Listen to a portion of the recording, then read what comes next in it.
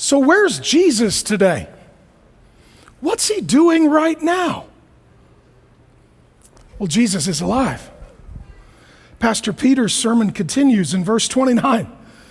Brothers, I may say to you with confidence about the patriarch David, that he both died and was buried, and his tomb is with us to this day. Here's what Peter's saying. People die. Everybody dies.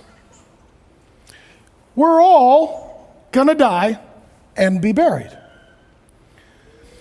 And the reason we die is because of sin. God is the living God. Death was not part of God's original creation. Death is an enemy. We're not supposed to die. Sickness, disease, injury, ailment, funerals, that wasn't part of God's original creation. That's what happened when sin infected and affected the great world that God made. And here's what he's saying. Even the best among us are sinners who die. For them, David was a hero, a man after God's own heart, a man who ruled as a king over God's people, a man who wrote the songs that they sang from the book of Psalms in their version of church, the synagogue, and at the temple. But David was a great man, but he was still a fallen, flawed man like you and me. He committed adultery and murdered somebody. Because he was a sinner, as you and I are sinners, he died. And what Peter's saying is, David died, and we know where his tomb is. Because here's what happens when great people die. We memorialize, we enshrine their tomb, correct? We know where they're buried, so we can go there and pay our respects. We leave photos, we leave flowers, we light candles, we have memorials. So here's David's tomb. Right? This is where David's body is entombed today, and the guys will show it to you.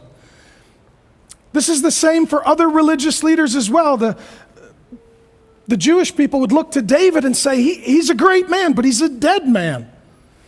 Other religions, it is similar. Show them the next one, guys. This is where the Buddha is buried, and people make pilgrimages to his grave. And they've built an entire shrine to memorialize him in death. The same is true for Islam and Muhammad. His body is entombed, and they know where it is, and they gather to memorialize their dead founder. Now, here's what's amazing. We don't know where Jesus is on the earth because he's no longer in the earth. Where Peter is going with his sermon in verse 32 is this. This Jesus, God what? Okay, verse 32, this Jesus, God raised up. Okay, this Jesus, God what, Marshall? God raised up. Happy Easter! Happy Easter! It's not just about bunnies and eggs. I love eggs, and bunnies are fine. But happy Easter, this Jesus God raised up. Okay, David, dead. Okay, Buddha, dead. Muhammad, dead. Everybody you know, either dead or gonna be dead. You're gonna be dead. Jesus, not dead. That's unique. Okay, that's unique. Everybody's dead except for one guy. And he raised up from the dead because he had no sin, so the grave could not contain him. Here's what I need you to know. There is no other world religion that has as its founder making this claim, I'm God.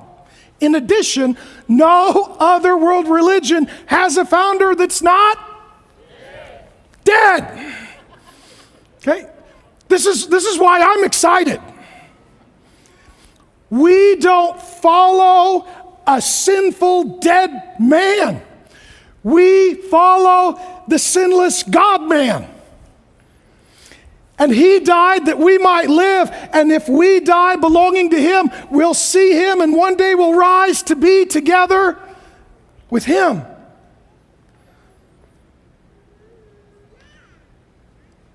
This is amazing.